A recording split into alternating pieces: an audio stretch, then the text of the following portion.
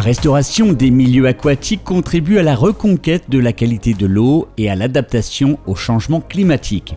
Au fil du temps, les activités humaines ont fortement altéré les cours d'eau et les zones humides. Le technicien milieu aquatique réalise des études et met en œuvre un programme de travaux afin de retrouver les fonctionnalités naturelles de ces écosystèmes, comme l'épuration des eaux, l'accueil de la biodiversité ou encore la régulation des crues l'hiver et la disponibilité de la ressource en eau l'été. La réhabilitation des rivières permet également d'assurer la continuité écologique. Cela consiste à aménager ou supprimer les obstacles pour permettre à l'eau, aux poissons et aux sédiments de circuler librement des sources jusqu'à la mer. Bonjour, Sébastien Noblet, technicien milieu aquatique au Grand Bassin de l'Oust à Pleurmel. On part d'un état des lieux qui a été bien souvent établi par un bureau d'études. Donc le bureau d'études va nous référencer certaines parties de cours d'eau sur un territoire bien donné, bien spécifique.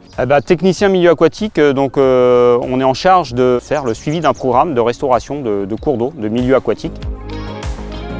Le quotidien, c'est jamais forcément la même chose parce que chaque chantier est différent. Le gros du travail du chargé d'études, c'est aussi de mettre en place le programme, d'aller contacter tous les propriétaires qui sont concernés par les travaux pour présenter le projet. Donc ça, c'est une grosse part du travail qui prend beaucoup de temps. Mais c'est vraiment un gros souci, c'est d'essayer de convaincre les propriétaires de réaliser les travaux. Et le reste du quotidien, c'est des contacts via les collectivités, avec des élus.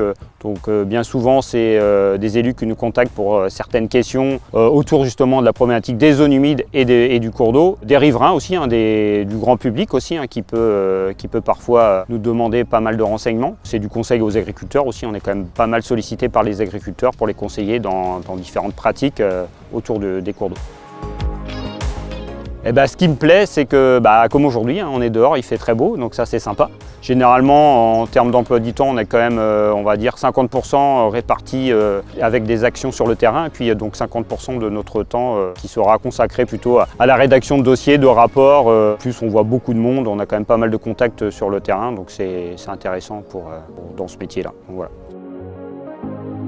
Donc c'est vrai que maintenant, avec le réchauffement climatique, on a aussi un gros intérêt à restaurer tous les milieux aquatiques. Des cours d'eau qui s'assèchent très rapidement, vu les températures qu'on peut avoir. Quand on voit des températures qui montent quasiment à 40 degrés dans la journée, c'est énorme. Et donc quand le milieu n'est pas bien restauré, pas en bon état, on a des gros problèmes d'assec. Et donc nous, c'est vrai que derrière, on a souvent eu l'approche poisson, l'approche piscicole pour la restauration des cours d'eau, mais on a un gros enjeu quantité et qualité d'eau aussi derrière qu'il ne faut pas oublier.